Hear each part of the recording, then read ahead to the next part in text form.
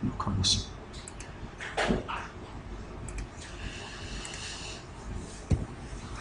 자, 오늘 드디어 11탄입니다. 와, 많이 나갔죠? 야, 참. 이제 얼마까지 나갈 수 있을까? 지금 오늘 국가마오의 전쟁 특집인데요. 들으시면 알겠지만 많이 긴박합니다. 아주 많이 긴박합니다. 자, 보십시다.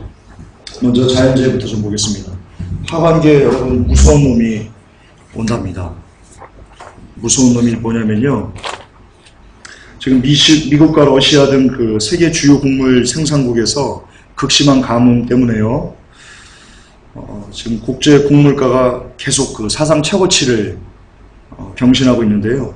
여러분, 이 국제 곡물가는요, 우리나라까지 오는 데 있어서 대략 한 4개월 정도 시간이 소요됩니다. 그러니까 지금 폭등하고 있으면 앞으로 4개월 혹은 3개월에 이게 우리에게 닥치게 된다는 겁니다.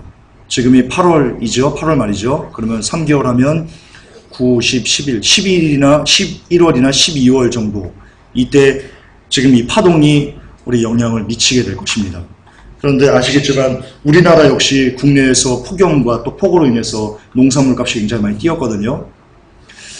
그리고 수산물도 그렇고요. 농산물도 축산업도 그렇고, 이번에 그 닭, 돼지도 많이 죽었습니다. 폭염에. 그래서 과연 이 11월과 12월 달에 어떤 놈이 불어닥칠지 식량난이 여러분 그거 좀 염두에 두셔야 됩니다. 그런데 문제는 이 식량난이 만약 유럽 위기와 같이 맞물려서 벌어진다면 여러분 심각한 현상이 초래될 것입니다. 아마 그럴 겁니다. 식량난은요, 예로부터요 폭동을 몰고 왔습니다. 과거 2008년 세계 식량 파동이 있었는데 그때 방글라데시아, 멕시코, 이집트 등 약 30개국에서 폭동이 일어났습니다. 또한 여러분 그 자스민 혁명 있죠? 이집트 혁명, 그것도 왜 일어났냐면 식량 부족 때문에 일어난 겁니다. 이처럼 식량 부족은 폭동을 몰고 오는데 과연 이것이 어떻게 하반기에 이루어질지, 그리고 하반기에 저것도 있죠. 대출 아마 하반기에 터질 것 같아요. 이게 이 추세대로라면. 그러면 하반기에 모든 식량 파동, 그리고 한국의 가계비, 그리고 유럽 위기, 그리고 이제 미국도, 경제편에서 제가 미국도 얘기를 할 텐데요. 미국도 아마 하반기에 뭔가가 터질 것 같습니다. 이처럼 하반기에, 올해 하반기에 많은 상당 부분이 이렇게 밀집되어 있습니다. 밀집되어 있습니다. 이게 쾅 하고 터지면 연쇄적으로 두두룩 터질 그런 위기감이 고조되고 있는 상태입니다. 두 번째는요, 1사고 원전 부근에서 그 고농도 방사능 오염수 있죠? 이게 또 유출이 됐답니다. 지난 10월 요미우리 신문이 후쿠시마 제1원자력 발전소에서 고농도 방사성 오염수가 누출됐다라고 보도했는데요. 이 오염수에는요, 방사능이 얼마나 많이 포함되어 있냐면 1제곱센티미터당 77,100베크럴이라는 방사능이 함유가 되어 있답니다. 그러니까 오염수가 아니고요, 그냥 방사능 덩어리입니다. 방사능 덩어리. 그게 바다로 흘러간 겁니다. 근데 더 문제는요,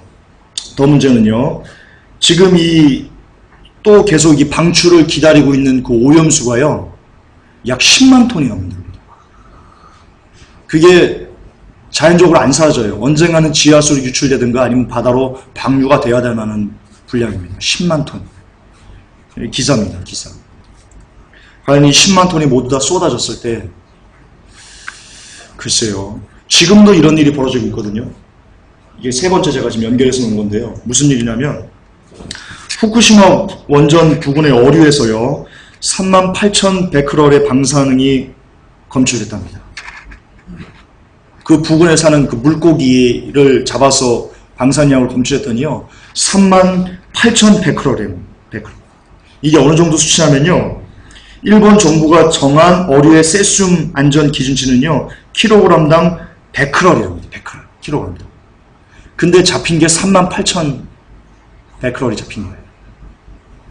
그러니까 기준치를요, 약 380회가 초과된 겁니다. 이거 먹으면 죽습니다, 사람. 안 벌립니다. 근데 과연 이 도쿄 전력이 밝힌 거거든요. 과연 얘만 이렇게 됐을까요? 글쎄요. 이미 그쪽 바다는요, 오염이 끝난 겁니다. 이미 죽어버린 겁니다. 사해 바다가 된 겁니다. 그런데 아시겠지만 바다는요, 해류라는 게 있습니다. 해류. 그래서 대서양에서 인도양, 인도양에서 태평양 이렇게 계속 그 흐르는 물을 따라가지고 방사능들이 계속 이렇게 실어다 날립니다. 그렇기 때문에 인근 부근에서 38,000베크럴의 어류가 잡혔다는 것은요, 여러분 곧 바다는 썩어버릴 수 있다는 그런 가능성을 우리가 유추할 수 있습니다. 그런데 아시겠지만 아까 이 방사능 유출 보면 10만 톤이 추가 방류를 기다리고 있습니다. 10만 톤. 끔찍합니다. 대지양이, 그게 쏟아지면 대지양이 임하게 될 겁니다. 여기서 하나를 보고 가겠습니다. 요한계시록 8장 11절에 이렇게 기록된 구절이 있습니다. 이 별 이름은 쑥이라. 물들의 3분의 1이 쑥이 되매 그 물들이 쓰게 됨을 인하여 많은 사람이 죽더라. 그동안 이 쑥이 무엇인지 단순히 우리가 추측만 할 뿐이었는데요. 이 쑥은 원어로 압신도스라는 의미입니다. 압신도스. 뜻은 쓴맛의 쑥이라는 뜻입니다. 쓴맛의 쑥. 원어를 봐도 그 정도로만 우리가 해석되어 있는데요. 이 해석이 체르노빌 원자력 사고 때 쑥이 뭔지에 대한 정체가 밝혀졌습니다. 여러분, 체르노빌이라는 뜻이 지방 이름인데요. 그 지방이 왜 체르노빌이 됐냐면 그 러시아 그 지방에 그 쑥이 많이 난다고 해가지고 그 지방 이름을 체르노빌이다 라고 이렇게 정했다고 합니다. 근데 체르노빌 때 무슨 사고가 있었죠? 원자력이 폭발했습니다. 그래서 막 방사능이 유출돼가지고요, 사람들이 엄청 많이 죽고 기형화되고 그랬거든요. 그러니까 그래서 종합하면 쑥은 뭐냐? 그 방사능, 핵, 이거와 관련이 있다는 겁니다. 근데 그게 나중에 어떻게 된다는 거예요? 마지막 때 되면 쑥이 물들의 3분의 1을 오염시킨다는 거예요. 방사능이 전 세계의 3분의 1의 물들을 오염시킨다는 거예요. 바다도, 뭐 강도, 호수도 그렇게 오염시킨다는 거예요. 전 세계적인. 그러니까 지금 이 일본의 이 방사능은요, 이게 쑥은 아니에요. 아직 그 7위는 열리지 않았기 때문에, 저글스도 나오지 않았기 때문에 아직 쑥이 바다에 떨어지지 않았어요. 물들이 떨어지지 않았어요. 그러나 하나님은요, 보여주고 계세요. 이게 쑥이야. 이제 곧 이런 일이 있을 거야 라는 것을 보여주고 계시는 거예요. 그러므로 우리는 지금 이 요한계시록이 열릴 시대를 우리가 목도하고 있는 그런 입장이 우리가 지금 있다는 것을 기억하셔야만 됩니다. 그리고 그렇게 되면 사람들이 죽습니다. 물 때문에 죽습니다. 네 번째요. 물고기가 떼죽음을 당했는데요. 원인을 몰라서 더 충격이랍니다. 이게 남해안 적조 얘기하는 거거든요. 남해안에 지금 적조가 일어나가지고요. 많은 그 물고기들이 또 그 양식류들이 이렇게 폐사하는 그런 일들이 벌어지고 있는데, 근데 문제는, 그리고 충격적인 사실은 그동안 이 적조에 대해서 이 구역이, 이 피해를 입은 구역이 그동안 적조의 안전지대로 분류되어 왔던 곳이랍니다. 그렇기 때문에 더욱 충격적이어서 전문가들이, 여러 사람들이 나서서 이게 어떻게 되는지를 이렇게 분석을 해봤는데요. 누구 하나, 어떤 전문가 하나 명쾌한 해석을, 명쾌한 답변을 제시하지 못했답니다. 그런데 제가 이 사람들이, 전문가들이 얘기했던 것을 제가 기사를 통해서 유심히 봤는데요. 제가 한 가지를 느낀 것이 있습니다. 이 남해안의 적조 피해, 수산물이 죽었던 것도요, 역시 여러분 뉴월드 오더의 손길이 있었다는 것을 제가 감으로 느낄 수 있었습니다. 그 기사 안에서. 여러분, 구제역 파동이 일어나가지고 돼지 막, 소들 막 죽어버렸죠? 아무 이유 없이 그렇게 막 죽어버렸죠? 그 죽고 난 다음에 뭐가 체결됐습니까? FTA가 체결됐습니다. 여러분, 돼지나 그런 것이 그렇게 안 죽었으면요, 한미 FTA가 이렇게 체결될 리가 없었습니다. 왜냐하면 막 들고 일어났을 거거든요. 농민들과 그 축산업에서. 근데 너무나 많이 죽어버리니까 허탈한 거예요, 농민들이. 축산업을 하는 사람들이 막 싸울 힘이 없는 거예요. 왜냐면 자기가 평생 읽었던 재산들이 일거에 날려버린 거예요. 그러면 싸우려 하겠어요? 이미 다 잃어버렸는데. 그래서 여러분, FTA가 너무나 쉽게 처리가 예전에 1994년인가요? 우루과이 라운드 때 막 농민들 분신 자살하고 그랬죠. 그런 일이 안 벌어지잖아요. 그런 과격한 것들이 이미 다 끝나버려서 그래요. 희망들이.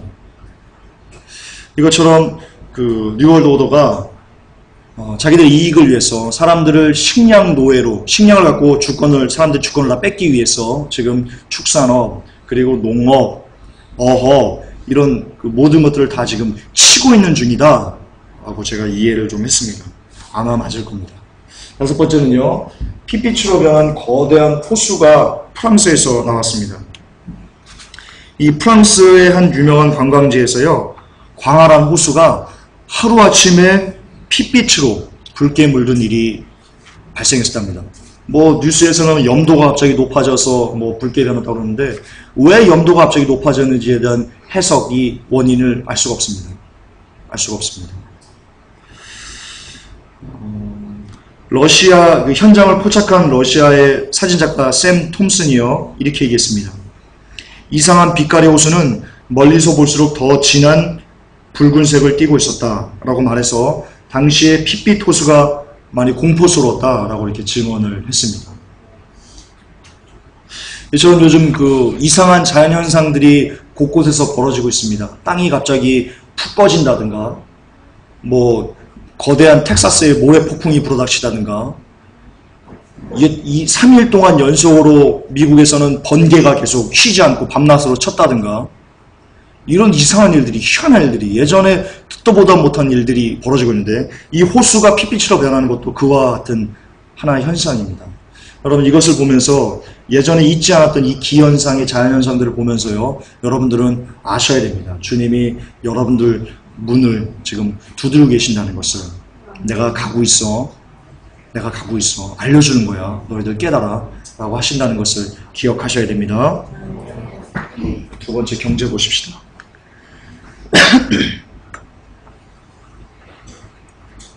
첫 번째 기사입니다. 여러분 캐나다가 무너질 것 같습니다.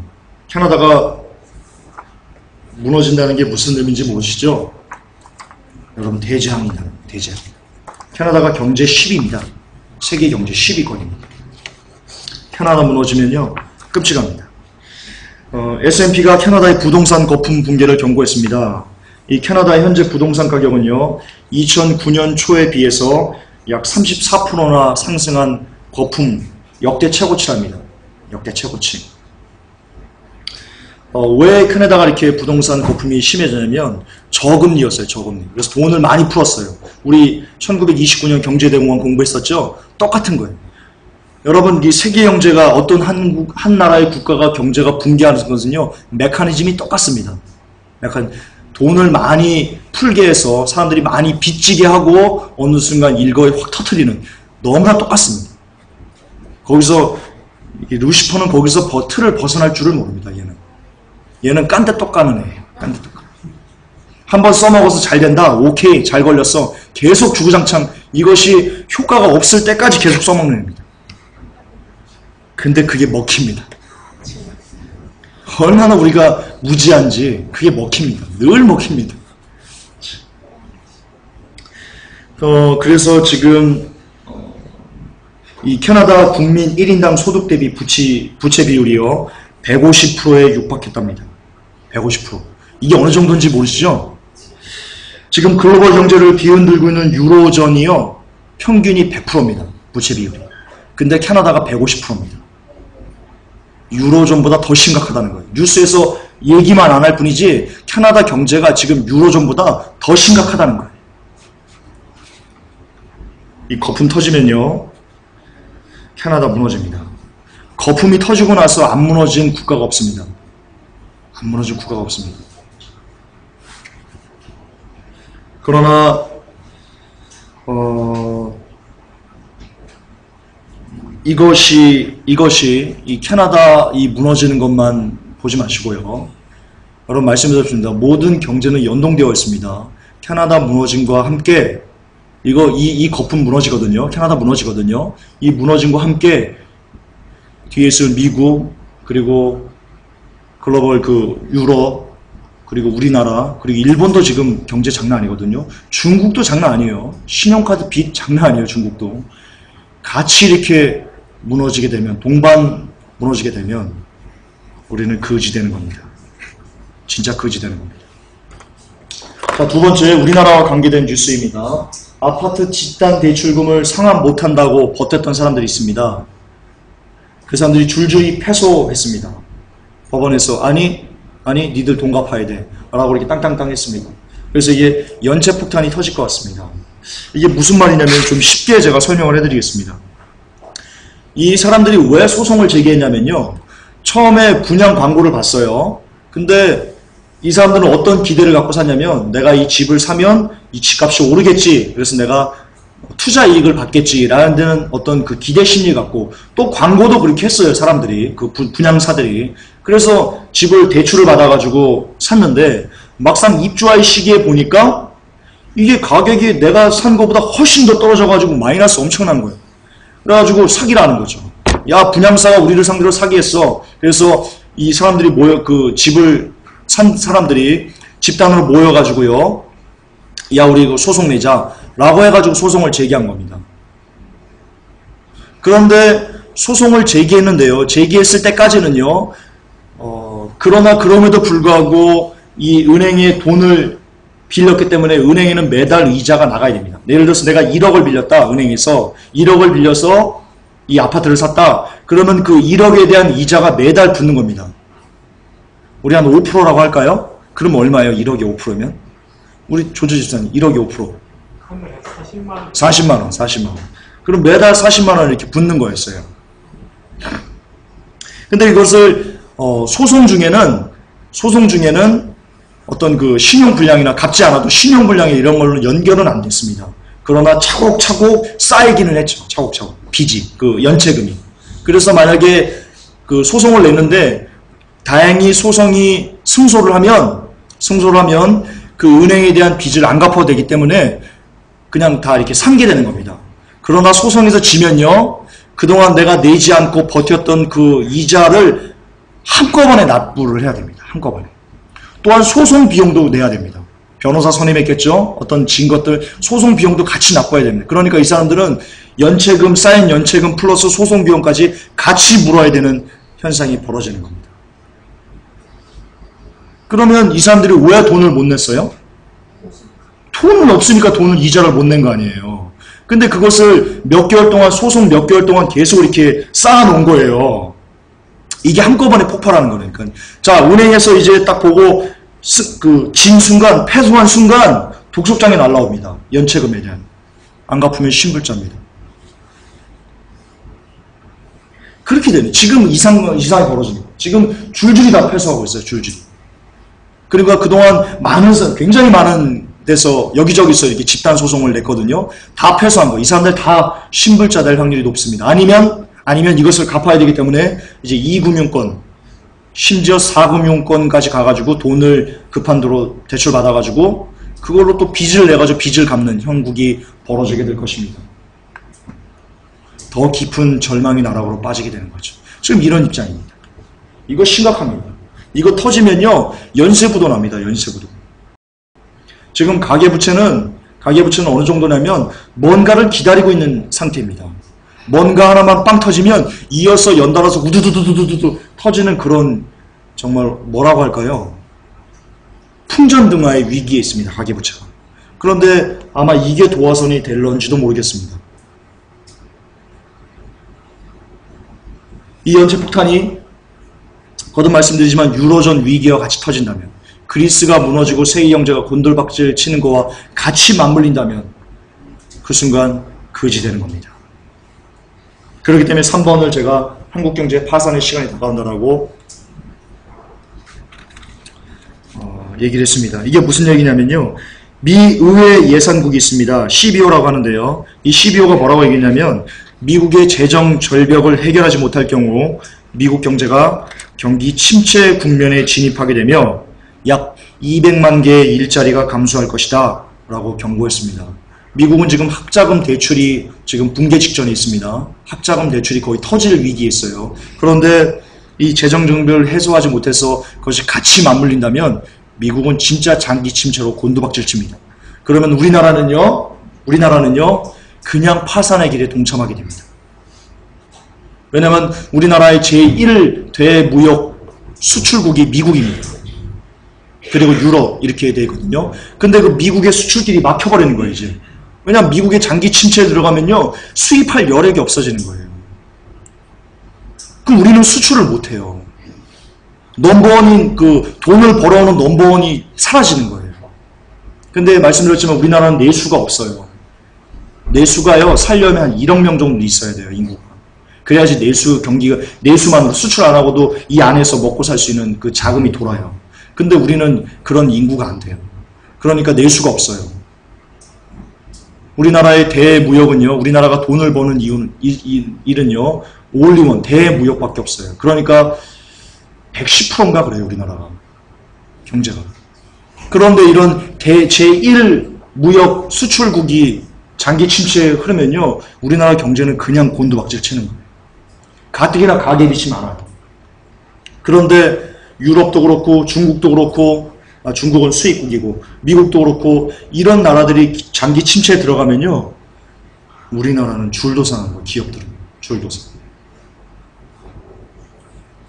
지금 심각해요 여러분. 경제 장난 아니게 심각해요.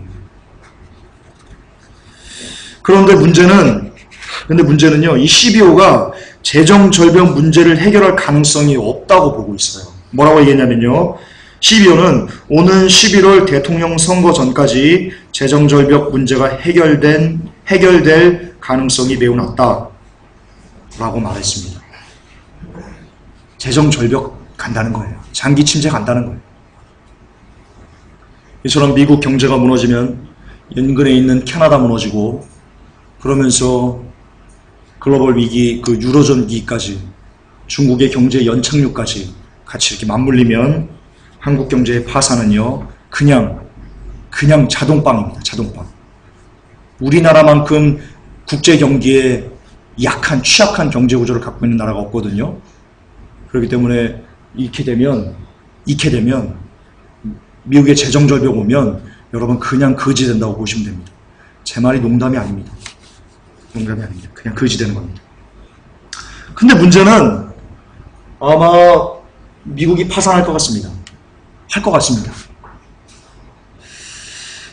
미 지자체의 그 파산 도미노 공포가 지금 퍼지고 있답니다. 무디스가 17일 날 미국 최대 주인 캘리포니아 지방자치제의 디폴트 위험 확산을 경고했다고 파이낸셜 타임즈가 보도했습니다. 무디스가 이렇게 얘기했습니다. 캘리포니아 지자체의 재정난이 심화하면서 여러 지자체가 잇따라 파산할 위험이 크다 라고 보도했습니다. 전망했습니다. 그리고 실제로요 실제로 이거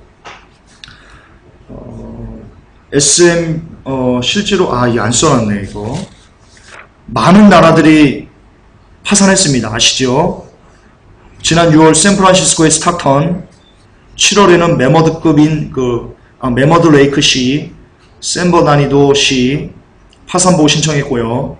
로스앤젤레스의 캄턴 시 파산 절차 앞두고 있고요. 다른 지자체들의 상황도 별반 다르지 않습니다. FT가 이렇게 보도했습니다. 캘리포니아발 위기가 4조 달러 규모의 미국 지방채 시장을 뒤흔들 가능성을 배제할 수 없다. 이게 심각합니다. 자, 이 뉴스 중에서요, 이 4번 뉴스 중에서요, 미국의 지자체가 파산한다. 이것도 심각하지만 진짜 무서운 것은요, FT의 말입니다. 이 캘리포니아발 위기가 4조 달러 규모의 미국 지방채 시장을 흔들 수 있다. 이거 끔찍합니다. 대재앙입니다. 대재앙. 여러분 예로부터요. 미국 지방채는요. 안전자산 선호도 1위였습니다.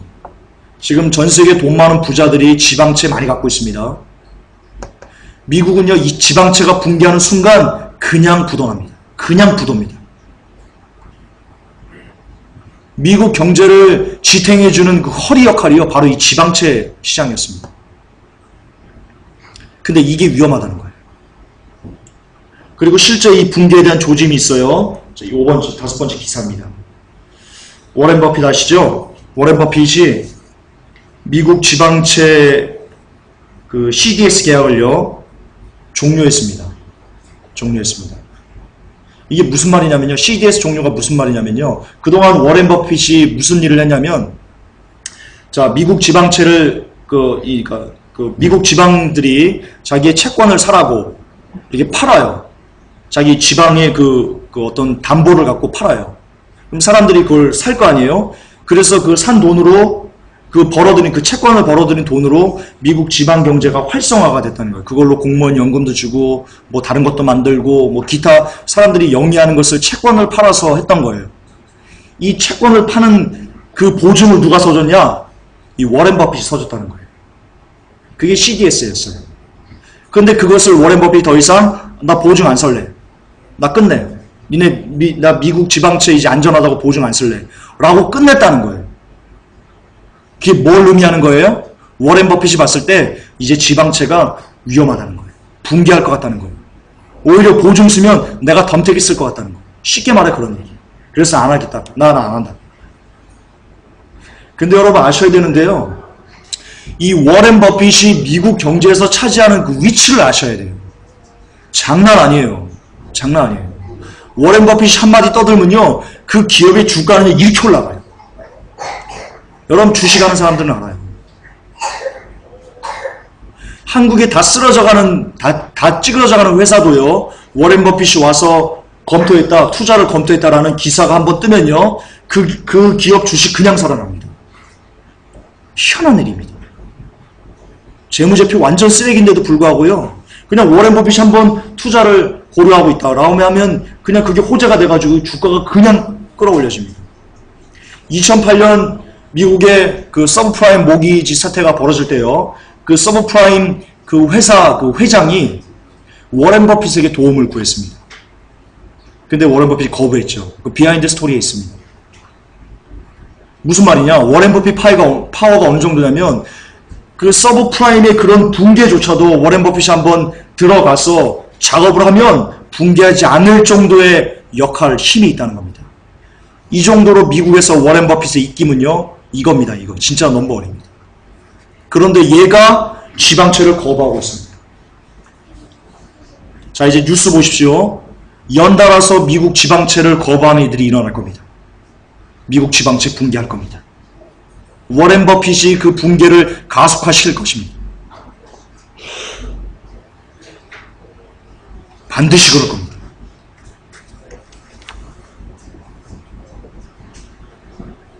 예상대로 미국 지방채가 붕괴한다면 여러분 거지됩니다. 이거 뭐 여러분들 뭐 두렵게 하려고 하는 거 아닙니다. 여러분이 두려워하든 두려워하지 않든 그냥 팩트입니다. 미국 지방채가 붕괴하고 세계 경제가 붕괴하지 않는다고 보는 그 사람이 또라이입니다. 그 사람이 경제 전문가다라고 하면요, 그 사람은 강제 전문가입니다. 경제 전문가가 아닙니다. 미국 지방채가 붕괴하면 세계 경제는 붕괴하고요. 미국 지방채가 붕괴하면요, 멀리 가지 맙시다. 한국은 붕괴합니다. 다른 나라는 다 붕괴 안 하고 떳떳하게 살아도요, 여러분들은 붕괴합니다. 한국은 그것이 됩니다. 아셔야 됩니다. 근데 지금 이 지방채 붕괴가요, 시작됐습니다. 시작됐습니다. 여러분 열릴 겁니다. 대환란이 열릴 겁니다. 곧 열릴 겁니다. 세계경제 붕괴하면 대환란이 열린다고 보셔야 됩니다. 그렇게 보셔야 됩니다. 근데 지금 세계경제 붕괴 소리가 정말 초를 다투고 있습니다. 초를 다투고 있습니다. 자, 마지막 개신조 세계정세 보시겠습니다. 아, 참담한 겁니다. 어머니를 폭행했습니다. 어머니를 폭행하고 있는데 언니가 말리니까요, 언니를 칼로 찔려서 죽이려고 했던 한 20대 여성이 구속됐다, 그런 기사가 나왔습니다. 오늘 아침에는 그런 뉴스 나왔습니다. 참 참담한데요. 40대 어떤 아저씨가 아버지와 형을 칼로 찔러서 죽인 다음에요, 경찰이 왔어요. 근데 이 사람이 뭐 하고 있었냐? 손을 씻고 있었답니다. 아버지와 그 형을 찔러 죽인 그 칼을 옆에 두고요. 너무나 태연하게 손을 씻으면서 경찰을 맞이하더랍니다. 이거 영화 아닙니다. 영화 아닙니다. 우리나라에 있었던 일입니다.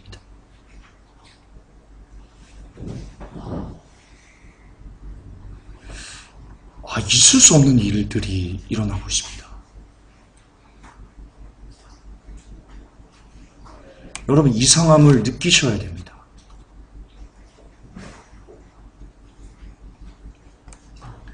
반드시 느끼셔야 됩니다. 이 징조를 보셔야 됩니다. 이거 못 보면 여러분 장님입니다. 소경입니다. 10대가요, 음란물을 운영한답니다. 10대가. 14살짜리가 운영한답니다. 14살이면 누구죠? 이제가 초등학교 졸업한 중1짜리가, 중1이죠? 중1이 음란물 카페를 운영한답니다. 성매매를 연결해주고요. SNS를 통해서. 이 미쳐버린 거죠, 세상이 이게. 무슨 일이 있었냐면요. 11살짜리, 이건 중국에서 했던 일이에요. 11살짜리 꼬마가요. 10살짜리 꼬마와 같이 인터넷 채팅을 하면서 옷을 벗도록 유도한 다음에요. 그것을 카메라로 찍어가지고 돈 내놓으라고 협박을 했습니다. 11살짜리.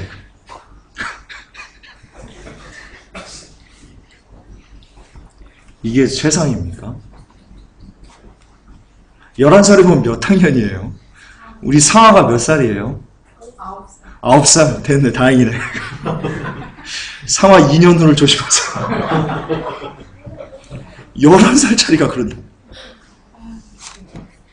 참, 이게 웃는 게 아니죠. 사는 게 아니듯이 웃는 게 아니죠. 허탈한 겁니다. 이게 뭘 의미하면요. 제가 글에도 써놨는데요. 여러분, 정체성을 잃어버린 시대에 우리가 살고 있는 겁니다. 내가 아이로서의 정체성, 부모로서의 정체성, 부모와 자녀의 관계의 정체성, 남자와 여자의 정체성, 이런 우리가 하나님께서 고유하게 부여해 주신 그 정체성을 잃어버릴 때 사람은 사람이 아니게 됩니다. 여러분, 동성애도요, 그가 남자와 여자에 대한 정체성을 잃어버렸기 때문에 자연적으로 일어난 현상입니다. 여러분, 사람이 정체성을 잃어버리는 순간이요, 그 시대가요, 그런 정체성을 잃어버린 사람들이 많이 벌어지는 그 시대가요, 여러분, 죄악이 끝까지 찬 세대라고 보시면 됩니다. 왜냐하면 정체성을 잃어버리게 하는 그 원흉은요, 여러분, 루시퍼이기 때문입니다. 지금이 정체성들을 잃어버리는 지금이 악이 창궐한 시대고요, 악이 끝까지 찬 시대고요, 그러므로 지금이 주님이 오시고 계시는 시대라는 것을 기억하셔야 됩니다. 또 하나 참담한 기사. 참 있을 수 없는 일입니다. 말다툼 때문에요, 여자친구의 몸에 불을 질러서 살해했답니다.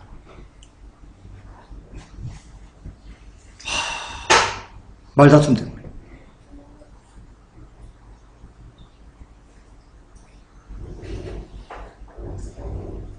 이게 가능합니까, 이게?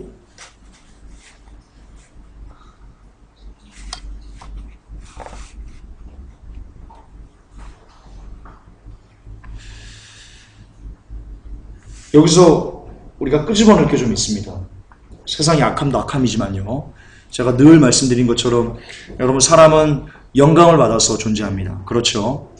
근데 이 친구가 자기 여자친구에게 신나를 뿌리고 라이터로 불을 붙여가지고 산채로 태워서 죽였습니다. 그것도 고속도로 한복판에서. 자, 여기서 볼 수 있는 게 있습니다. 그것도 이유도 사소한 말다툼 때문에라고 합니다. 홧김이 그랬답니다. 자, 끄집어낼 게 있습니다. 사람은 영감을 받아서 행동을 하게 됩니다. 근데 사람이 사람을 신나를 뿌려서 불태워서 죽여버렸습니다. 이 영감을 누가 줬을까요? 루시퍼가 줬습니다. 그러면 루시퍼는 왜 이런 영감을 줬을까요? 자기가 실제로 이 일을 하고 있기 때문입니다. 실제로 지옥은요, 여러분이 지옥에 떨어지면요, 여러분의 몸이 불로 태워집니다. 언제까지요? 영생하도록 태워집니다. 영원하도록 태워집니다. 여기서 끄집어낼 수 있는 겁니다. 이걸로 지옥을 보셔야 됩니다. 그가 지혜로운 자입니다. 그가 깨어있는 자입니다. 이거 보면서 지옥을 못 보면요, 여러분 장님입니다. 진짜입니다. 장님입니다. 보셔야 됩니다. 미군 사상 최초로 동성애자 장성이 탄생했답니다. 테미 스미스 대령이 그 주인공인데요. 로스앤젤레스 타임스는 11일 스미스 대령이 지난해 9월 자신이 동성애자임을 밝혔음에도 지난 10일 준장으로 진급했다고 보도했습니다. 그리고 이날 진급식에요. 이날 진급식에 누가 왔냐? 이 스미스 대령의 동성 파트너인 트레이시 해프너, 여자입니다. 트레이시 해프너가 와서요, 직접 그 준장의 어깨에 그 휘장을 달아줬답니다. 그걸 보고 사람들이 박수 치면서 그랬답니다. 미국 군에서.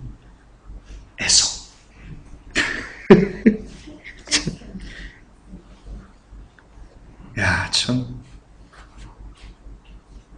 이게 뭡니까, 이게. 그럼 미국은 끝난 겁니다. 미국은 끝장났다고 보시면 됩니다. 하나님이 아마 거반 버리지 않으셨나 생각됩니다. 왜냐하면 왜 버렸다고 제가 생각을 하냐면요, 성경의 로마서에 보면 사람이 하나님을 떠남으로요, 하나님이 그를 그냥 그 상실한 마음대로 버려두사 그가 합당하지 못한 일을 하면서요, 남자가 남자와 더불어 부끄러운 일을 행한다고 그랬습니다. 그러니까 동성애는 뭐냐면요, 지금 홍석천 씨, 제가 그 식당에서 밥을 먹으면서 저걸 봤어요. 그 TV가 틀어져 있잖아요, 식당에 가면. 그냥 밥 먹는데 나오더라고요. 뭐냐, 생각도 안 한다. 무슨 사람들 나와가지고 이승기 나오고 막 말하고 토크하고 그러는 게 있어요. 나 생각이 안 나네, 갑자기. 네? 강심장. 주여. 강심장. 아니, 강심장을 봤는데, 밥 먹으면서 이렇게 그냥 나오길래 이렇게, 깜짝 놀랐습니다. 어떤 여성이 그래 얘기하다가 나는 여성 호르몬이 많아요 라고 얘기했더니 갑자기 그 홍석천이 딱 일어나더니 나도 많은데? 이러는 거예요. 사람들이 막 웃으면서 박수칩니다.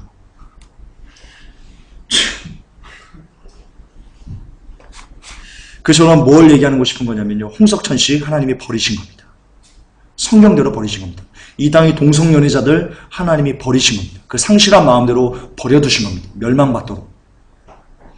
이 창세전 선택 6이 그런 거 얘기하는 거 아닙니다. 자기의 싹을 자기가 받는 겁니다. 이것처럼 미국이, 저는 하나님께서 거반 버렸다고 생각을 합니다. 왜냐하면 미국이 지금 뉴월드 오더에게 하수인이 돼서 지금 핵심 일을 하고 있거든요.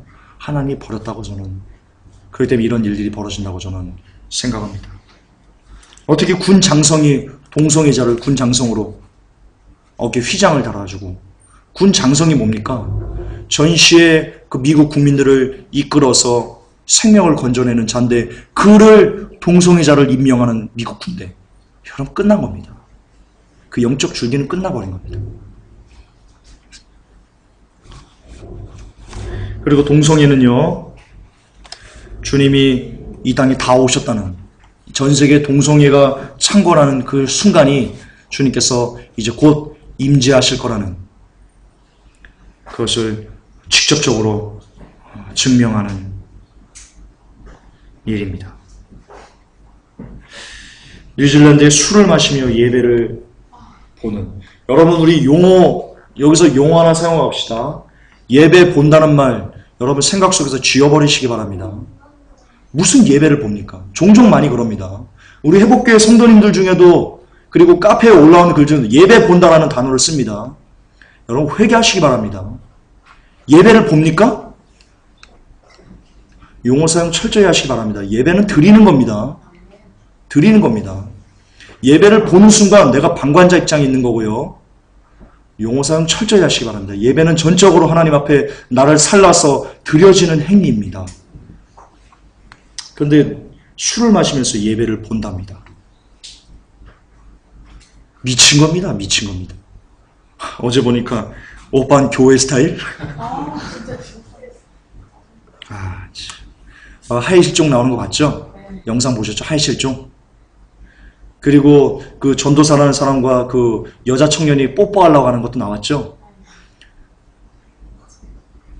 회개 안 하면 지옥 갑니다. 지옥 갑니다. 지옥 아랫목 1순위입니다. 예배가 어떤 건데?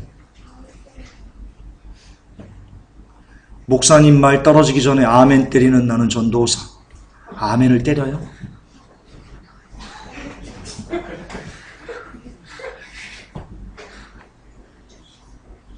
상놈의 새끼입니다. 상놈의 새끼.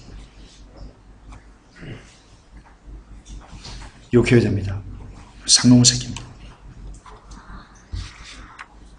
저는 교회가 술을 마시면서 예배를 드리고 동성애자들을 위한 교회가 있고 장로교에서는 동성애자를 성공회에서는 목사로 임명을 하고 이런 시대에 우리가 살고 있습니다. 교회의 종말 시대에 우리가 살고 있습니다. 교회의 종말 시대는 곧 우리를 올라오라 라고 이야기하시는 그 시대입니다. 교회의 종말 시대가 끝나는 순간 이방인의 시대가 끝나고 이제 다시 하나님의 구원의 계획은 유대인들로 돌아섭니다.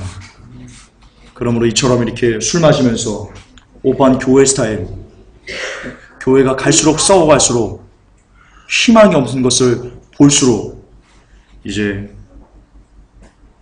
주님께서 다 이방인 시대를 끝내시고 이제 나머지 7년을 시작하시면서 14만 4천을 부르시는 유대인들을 부르시는 그런 구원의 역사를 회복하시는 그 일이 이제 임박해 있다라고 보시는 게 옳습니다.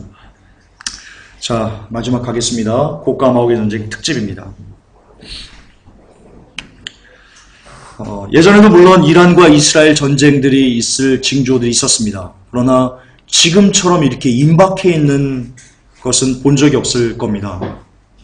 전문가들도 그렇게 이구동성으로 얘기합니다. 이렇게까지 긴박하게 전쟁의 징후가 나타난 적은 없다라고 이야기합니다. 그런데 이것을 보시기 전에 먼저 같이 보실 생각할 게 있습니다. 경제 붕괴, 세계경제 붕괴가 정말 초일기에 들어가 있는 상태에서 이걸 같이 보시기 바랍니다. 교회가 끝을 달리는 시대에서 이걸 같이 보시기 바랍니다. 너무나 희한한 자연 징조가 있는 상황에서 동시에 이것을 보시기 바랍니다. 그러면 이 전쟁이 왜 지금 이렇게 징후들이 뚜렷하게 나타나는지에 대한 결과치를 얻을 수 있을 것입니다. 이 전쟁은요, 세상 끝 마지막 날 있을 전쟁입니다. 세상이 끝난다는 겁니다. 이제 곧 끝난다는 겁니다. 이런 공격설에 대한 5가지 징후입니다. 그냥 앞에 거절미하고 지금 읽어드릴게요. 이스라엘 정부가 12일 베냐민 네타냐후 총리의 정책 결정 권한을 강화하는 정부 규정 수정안을 통과시켰습니다. 이는 네타냐후가 사안들을 신속하게 행할 수 있게 됐다는 것입니다. 예를 들어서 전쟁에 대해 제한된 사안이 있었다면 그간은 그 전쟁을 수행하는 집행까지 가는데 많은 시간이 소요됐을 것인데 네타냐후가 그 정책 결정 권한을 대폭 강화하는 그 수정안을 통과시켰기 때문에 이제는 전쟁에 대한 우리 전쟁합시다 라는 제한이 있으면 그것을 일주일 안에 집행까지 만들 수 있는 그런 권한을 네타냐후가 가졌다는 뜻입니다. 외신이 이렇게 보도했습니다. 이 같은 권한은 이스라엘 건국 이래 처음 있는 일이다 라고 얘기했답니다. 처음 있는 일이다. 두 번째요. 이스라엘이 지금 대규모 군사훈련을 실시하고 있습니다. 오는 10월 또는 11월 중에는요. 미국과 함께 최대 합동 군사훈련을 실시한다고 합니다. 그 훈련명은요. 혹독한 시련이라고 합니다. 그동안 이스라엘이 그럼에도 불구하고 칼을 벗어나서 평화한 가운데 있었는데 과연 어떻게 진행되어질지. 세 번째는요. 스탠리 피셔 이스라엘 중앙은행 총재가요, 지난 8일 만일의 이란 공습을 대비해서 금융 시스템을 준비하고 있다라고 밝혔습니다. 그러니까 중앙은행 총재가 뭘 얘기한 거냐? 야, 전쟁 날지도 모르니까 그 전쟁에 대비한 금융 시스템을 준비해야 되겠다라고 선언했다는 겁니다. 네 번째, 프랑스 정부가 프랑스 국적의 유대인이 전쟁으로 대거 출국할 것을 대비한 비상대책을 마련했답니다. 여러분, 프랑스는요, 유대인들이 전 세계에, 프랑스는 이스라엘, 미국과 더불어 세계 3위의 유대인들 국가입니다. 프랑스의 유대인들이 엄청 많습니다. 아니, 이스라엘에도 프랑스인들이 많고요. 어쨌든 세계 3위의 유대인 국가입니다. 그래서 이 프랑스가 이제 이렇게 얘기합니다. 야, 전쟁 날 것 같다. 이스라엘이 전쟁 날 것 같으니까 그 유대인들이 대거 프랑스로 올 것을 대비해서 우리가 비상대책을 수립하자라고 프랑스 정부가 지금 그걸 기획하고 있답니다. 그만큼 프랑스 정부는 뭘 뜻하는 거예요? 야, 전쟁 나겠구나 라는 것을 보고 있다는 겁니다. 다섯 번째, 이스라엘 현지 언론이요, 연내 이란 공격을 기정사실화하고 있는데요. 근데 문제는 주목할 것은 좌파와 우파가 동시에 같은 한 목소리를 내고 있다는 겁니다. 여러분, 저는 신문사 처음 들어가서 일을 인턴 시절에요, 저희 사수로부터 어떤 것을 교육받았냐면, 조선일보를, 그 사수가 조선일보랑 한겨레를 2개를 이렇게 주면서요, 이걸 늘 읽으래요. 그래서 서로가 서로를 뭘 비판하는지를 보래요. 그 훈련을 받았어요. 그래서 글을 보면, 야, 이게 잘못된 건데 라고 이렇게 알게 되는 거. 훈련을 그렇게 받았기 때문에. 근데 제가 그걸 보면서요, 참 느낀 게 있어요. 야, 어떻게 같은 사건을 갖고 이렇게 다르게 볼까? 정말 그래요. 조선일보와 한겨레는요, 똑같은 사건이에요. 대통령이 무슨 발언을 했다라고 하잖아요. 그러면 이 조선일보는 그거에 대해서 막 칭찬 일색으로 막 가고 있고요. 똑같은 말인데 한겨레는 그것을 이렇게 봐가지고 막 완전 이거는 대통령도 아닌 것처럼 이렇게 몰아가고 있고요. 똑같은 사건에 그렇게 좌우로 대립한 것을 봤어요. 그걸 보면서, 야, 이념이라는 것이 이렇게 무섭구나. 정말 이렇게 물과 기름처럼 섞일래야 섞일 수 없는 게 이념인가? 라고 제가 느꼈던 적이 있습니다. 그와 마찬가지입니다. 좌파와 우파는요, 여러분, 태생적으로 같은 목소리를 내기 힘듭니다. 그런데 이스라엘 언론이요, 좌파와 우파를 가리지 않고요, 이란을 공격한다는 그 목소리를, 올해 2012년에 이스라엘이 이란을 공격할 것 같다는 그 목소리를요, 좌파와 우파가 똑같이 목소리를 내고 있답니다. 그럴 수 없어요. 그래서 안 돼요. 근데 그러고 있어요. 저는 이걸 보면서 참, 정말 올해 전쟁이 일어나려고 하나? 저는 여기서 느껴요. 여기서. 이 좌파, 저는 그 신문사 기자 일을 했기 때문에, 지금도 하고 있기 때문에, 언론의 어떤 속성을 제가 알기 때문에, 이 좌파와 우파가 같은 목소리를 낸다는 것은요, 여러분 참 심각한 일이에요. 그러고 있어요. 최근 에후드 바라크 국방장관이요, 이렇게 얘기했습니다. 기회의 문이 닫혔다. 이제 외교적 해결을 통해서는 이란의 핵 문제를 해결할 수 없다. 기회의 문이 닫혔다라고 이스라엘 국방장관이 이야기를 했습니다. 이란 공격이 초읽기에 들어갔다는 뜻으로 내비쳐집니다. 물론 이 언론은 아시겠지만 뉴월드 오더가 지고 있습니다. 지금 이렇게 이란 공격이 초읽기에 들어갔다는 이런 많은 것들을 쏟아내는 것도요, 대부분 다 뉴월드 오더의 손에서 만들어지고 생성되고 배포되고 유포되는 것입니다. 그렇기 때문에 어디까지 이것을 신뢰해야 되는지에 대해서는 의문점이 들지만, 하지만 여러 가지 많은 세상적인 징조와 경지와 이런 것을 종합해서 보았을 때 이제 마지막 시대가 진짜로 본격적으로 열릴 거라는 거에 대해서는 의문점을 가질 수 없습니다. 그러므로 그 연장선에서 보았을 때 이 전쟁도 이렇게 쏟아내는 것도 이게 사실이지 않을까 기만보다는, 우리를 기만하려는 것보다는 진짜로 전쟁을 하게 되지 않을까, 이들이 일으키지 않을까,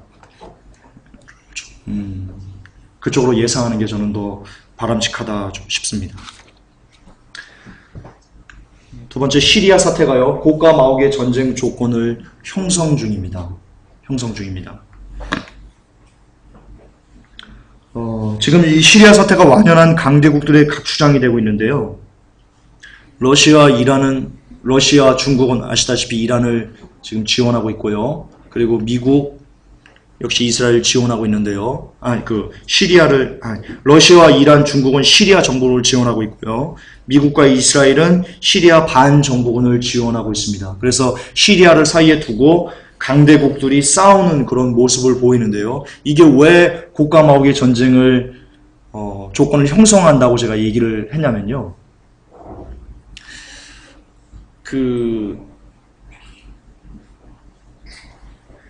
처음에 시리아 사태가 났을 때요, 그냥 내전인 줄 알았어요. 그렇게 뉴스에 나왔어요. 근데 약간의 시간이 지나니까 여기에 미국이 끼어있네, 여기 러시아가 끼어있네, 이란이 끼어있네 라고 이렇게 양파 껍질을 벗기면 그 양파가 계속 나오듯이 뭔가 이렇게 껍질을 벗길 때마다 새로운 것들이 계속 이렇게 나왔었어요. 새로운 나라들이 연관되어 있다는 게. 근데 이게 어디까지 나왔냐면요, 지금은 영국, 독일, 프랑스가 이 시리아 반정부군을 지원하고 있다는 것이 나왔어요. 근데 또한 최근에는 이란이 비동맹국 회의를 개최해가지고요, 우리가 시리아를 돕자, 우리를 돕자라는 식으로 여론몰이를 하고 있다고 합니다. 곡과 마옥의 전쟁이 뭡니까? 이스라엘을 사이에 두고 러시아 연합군과 서방 세력의 대립이 하는 게 여러분 곡과 마옥의 전쟁입니다. 근데 지금 이스라엘 바로 위쪽에 있는 그 시리아를 사이에 두고요, 그 전조의 모습이 그대로 나타나고 있습니다. 에스겔 38장 13절을 보시기 바랍니다. 에스겔 38장 13절.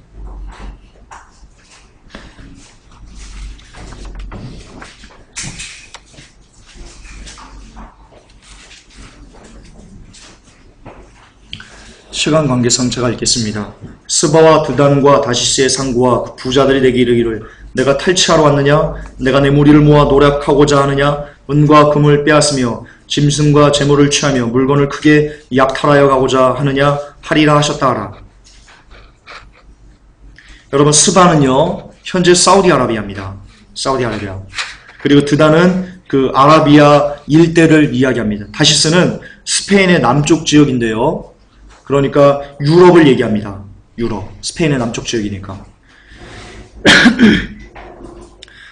그러므로 지금 이 스바와 드단과 다시스의 상고들과 그 부자들이요, 이 러시아 연합군들에게 이야기를 하는 겁니다. 너 왜 이스라엘을 침략했어? 라고 항의하는 겁니다.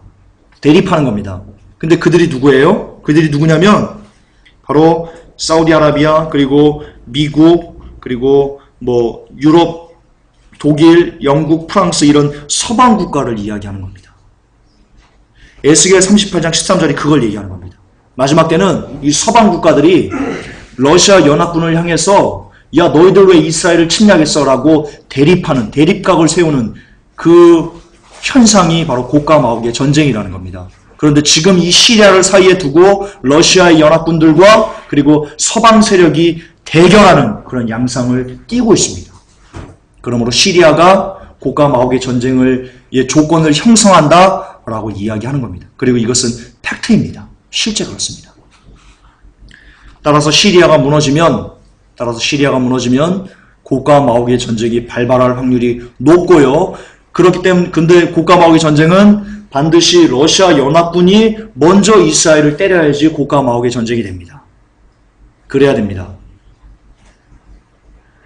그렇기 때문에 저는 이 뉴월드 오더가 그 조건을 형성하기 위해서, 러시아 연합군이 먼저 이스라엘 때리는 조건을 형성하기 위해서 지금 이렇게 이스라엘이 이란을 치겠다라고 이란을 궁지에 몰도록 이끌어가지 않나? 라고 생각을 합니다. 여러분, 궁지에 몰린 쥐는요, 반드시 고양이를 물 수밖에 없습니다. 자기가 죽지 않기 위해서 그렇습니다. 그래서 이란이 지금 궁지에 계속 몰리고 있는데요. 아마 먼저 연합군을 결성해서 우리가 죽기 전에 먼저 칩시다 라고 이야기할 개연성이 있습니다. 이란 남부 지역의 대규모 방공 기지를 착공하고 있답니다. 핵을 대비한 거겠죠. 그리고 이스라엘 공격을 대비한 거겠죠. 이란 자국 남부 지역의 대규모 대공 방공기지 건설을 시작했다고 이란 반관영 파르스 통신이 22일자에 뉴스에 보도했습니다. 그러면서 이때 이란은 그 자체 기술을 생산한 탱크, 장갑차, 전투기 그리고 개량형 미사일인 파테우 11도 함께 공개를 했습니다. 무력 시위한 겁니다. 야, 니들 이스라엘, 니들 서방 국가, 니들 우리 우습게 보지 마. 니네 우리 깔보다가 죽을 수 있어. 라고 무력 시위한 겁니다. 공격하지 말라는 겁니다.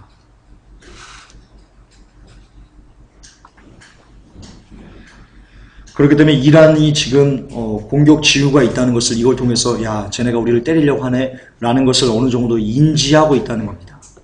인지하고 있다는 겁니다. 여러분, 그 이스라엘 유력 방송사 중에 채널 10이라는 텔레비가 있습니다. 채널 10. 우리나라로 따지면 뭐 SBS? 그 정도? 거기서요, 방영했어요. 뭘 방영했냐면요, 20일날 네타냐후 이스라엘 총리가 11월 미국 대선 이전에 이란 핵시설을 공격하겠다는 확고한 의지를 가지고 있습니다. 라고 방영했습니다. 대선 이전에 때리겠다고. 그런 확고한 의지를 가지고 있다고 거의 공영방송급 방송사에서 그걸 보도했습니다. 파장이 클 겁니다. 아시겠지만 여러분, 뉴스는요, 기자가 나가서 막 취재합니다. 취재하고요, 그걸 데스크로 갖고 갑니다.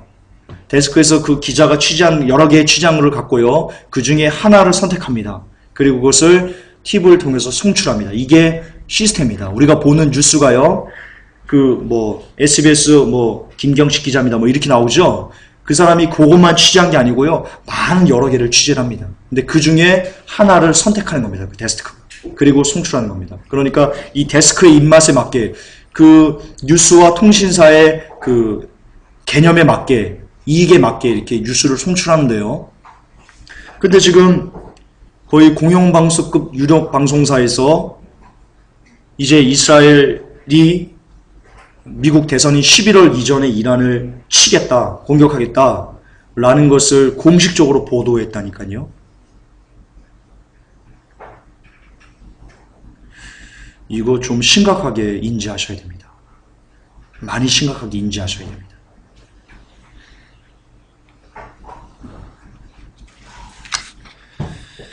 방송 계속해서요. 이란 제재의 효과가 없어서 총리가 행동할 시간이 가까워졌다며 네타냐후 총리가 핵시설 공격에 대해 시몬 페레스 대통령과 야당 지도자인 샤울 모파즈 전 국방부 장관 등 대다수의 지지를 확보한 상태다 라고 전했답니다. 그러니까 여당과 야당이 같이 힘을 합쳐가지고요, 야, 우리 이란 쳐버리자 라는 것을 동의했다는 겁니다. 아시겠죠? 여러분, 이게 또 뭘 타는 거 아시죠? 좌파 우파를 가리지 않고 똑같은 얘기를 내는 거와 똑같은 겁니다. 여러분, 대체로 전국은요, 야당과 여당이 다른 목소리를 내야 됩니다. 그게 정상적인 야당과 여당의 역할입니다. 기능입니다. 그런데 같은 목소리를 낸답니다. 야, 우리 이란 때려버리자. 역시 심각합니다. 가능성이 아주 높습니다. 그리고 실제로요, 이스라엘에서는 지금 이란의 공격에 대한 구체적인 정황들이 속속들이 포착되고 있는 실정입니다. 그 중에 하나가 이겁니다. 이스라엘이 이란 사이버 공격 후 미사일로 핵시설을 타격할 전쟁 계획 문서가 유출됐답니다. 물론 신빙성은 없습니다. 그렇게 큰 신빙성은 없습니다. 어떤 문서냐면요, 그 영국 BBC와 이스라엘 아르추 셰바 방송이 잇따라 방송 보도했는데요. 내용은 이겁니다. 미국 대선 전에 이란을 이스라엘이 공격할 것이다. 근데 어떻게 공격할 거냐에 대한 그 작전 계획이 나타난 그 문서가 유출됐다고 합니다. 근데 이게 어떤 그 신빙성 있는 자료가 아니고, 그래도 반복하지만, 미국의 어떤 블로거 있죠? 블로거. 미국의 블로거가 자기의 블로거에 글을 올린 겁니다. 그 미국 블로거인 리처드 실버스타인이라는 사람인데요. 이 사람이 자기가 이스라엘 고위 관계자로부터 이 기밀 문서를 건네받았다라고 하면서 자기 블로거에 올린 내용입니다. 그러므로 신빙성은 담보할 수는 없습니다.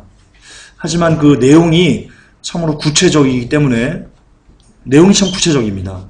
어떻게 전쟁을 이스라엘이 이란과 수행할 거냐면 먼저 전자전을 이용해서요. 이란의 텔레비전, 레이더망 그리고 기타 그 전자로 운영하는 기기들을 다 마비를 시킨답니다. 우선 전자전을 통해서 EMP라고 하죠. EMP 폭탄이 있습니다. 전자폭탄이. 그래서 그걸 쏴서 먼저 마비시키고 그 다음에 미사일로 이란을 때린답니다. 그리고 3차 최종적으로 전투기가 날아가서 이란 영공을 포격한다. 이런 계획을 합니다. 이런 계획. 이게 유출됐다고 합니다. BBC가 얘기합니다. 이 문서의 진위를 확인할 수 없다라고 부연하긴 했습니다. 그렇게 방송할 때. 그러니까 이런 계획이 있는데 이거에 대한 신빙성을 담보할 수는 없다라고 얘기를 한 겁니다. 하지만 이 문서가 가짜라고 할지라도요. 어쨌든 이란은 이 기사 내용을 이 문서가 유출됐고 우리를 이렇게 공격할 거라는 것을요. 인지했을 겁니다. 당연히 인지하죠. BBC 방송에서 보도를 했는데. 그러면 이란은 이게 서로 거짓말이라고 할지라도 심리적인 위축감이 있습니다. 그게 사람의 마음입니다. 왜냐하면 우리들은 이란과 이스라엘 전쟁이 일어나도 뭐 일어나나 보다 그럴 수 있어요. 그런 마음에. 우리랑 좀 실제로 피부를 안 닿기 때문에. 하지만 이란 입장에서는요. 이스라엘이 우리를 때리면 정말 그 자국민들과 이란이 그 존망이 걸린 그런 일에 처해 있는 거예요. 그러므로 아주 작은 사안에도요. 민감하게 반응할 수밖에 없습니다. 그러므로 서로 이 유출된 문서의 이스라엘 이란 공격이 가짜일지라도 이란은 충분히 심리적으로 압박감을 느낄 수밖에 없었다라고 보는 게 옳습니다. 그리고 거듭 반복하지만 쥐는 계속 궁지에 몰리면 고양이를 먼저 물어버립니다. 그 사실을 잊지 마시기 바랍니다.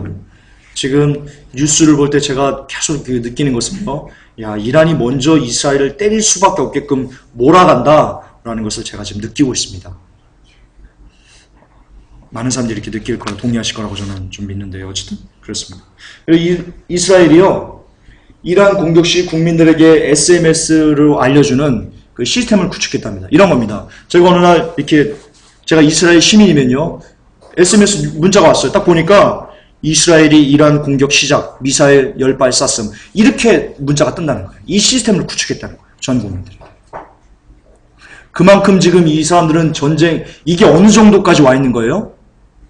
여러분, 국민들에게 자 이제 우리가 이란을 공격을 시작했습니다라는 문자 메시지를 주는 단계까지 오려면요. 이미 이스라엘이 그 이란을 어떻게 때리겠다. 그리고 만약에 실패했을 때는 어떤 것을 하고 이런 구체적인 그 작전 계획, 마스터 플랜을 이미 다 갖고 있어야지만 국민들에게 SMS를 보내는 겁니다. SMS 보낸 다음에 참 우리 작전 계획을 안 세웠네? 이럴 리 없지 않습니까? 그렇잖아요. 그러니까 이 작전 계획, 그러니까 공격에 대한 게시사항을 알려주는 SMS를 보냈다는 것은 이미 이스라엘 내에서는요. 전쟁 준비를 다 끝내놨다라고 보는 게 여러분 정확합니다. 시기만 저울질하고 있을 뿐입니다. 이걸 통해서 그걸 알 수 있습니다. SMS 시스템을 구축했다는 걸 통해서. 지금 긴박합니다. 자, 여기까지 하고요. 마지막. 자, 이런 시점에 있는데 지금 현재 이 UFO가 연속적으로 출현하고 그리고 전문가들이 UFO가 맞다라고 이렇게 인정을 하고 있습니다. 오늘 오후 예배 시간에 이거에 대해서 저희가 휴거를 가리는 전략에 대해서 우리가 공부를 할 텐데요. 제가 끝에 이것을 둔 이유가 있습니다. 마지막으로. 지금 보시듯이 전쟁, 그리고 세계경제, 자연의 이상, 배도, 끔찍한 범죄들, 지진, 화산 폭발, 방사능 오염, 이런 모든 것들이 세상이 정말로 정상적이지 않고 이제 다 끝이다 라고 사람들이 정말 안 믿지 않은 사람들도 말세라고 할 정도, 말세의 지말이라고 할 정도의 세상이 우리가 살고 있는데요. 이거와 맞물려서 정말 봇물 터지듯이 쏟아져 나오는 것이 하나가 있습니다. 그게 바로 이겁니다. UFO. 왜 지금 나올까? 오후 6시 예배에 맞이하도록 하겠습니다. 기도하겠습니다. 하나님, 감사합니다. 많은 죄를 갖고 있으나 그럼에도 불구하고 하나님 써주셔서 감사합니다. 그러나 더욱더 정결한 모습으로 하나님께 쓰임받을 수 있도록 우리가 우리를 더 처속 복종하게 하시고 더욱더 하나님 앞에 하나님 낮아지는 마음을 가질 수 있게 하옵소서. 오늘 세상이 모든 징조들을 통해서 우리 주님이 이곳에 다 오셨다는 것을 이제 깨달아야 할 터인데 이 복음이 우리의 가슴을 찌르고 때려서 더 이상은 하나님 죄와 짝하지 않고 서둘러 죄를 끊고 거룩의 삶으로 인해서 주의 음성을 들을 수 있는 주의 재림을 예배하는 우리들 되게 하여 주시옵소서. 예수 그리스도 이름으로 기도 올려옵나이다. 아멘. 주님 감사합니다.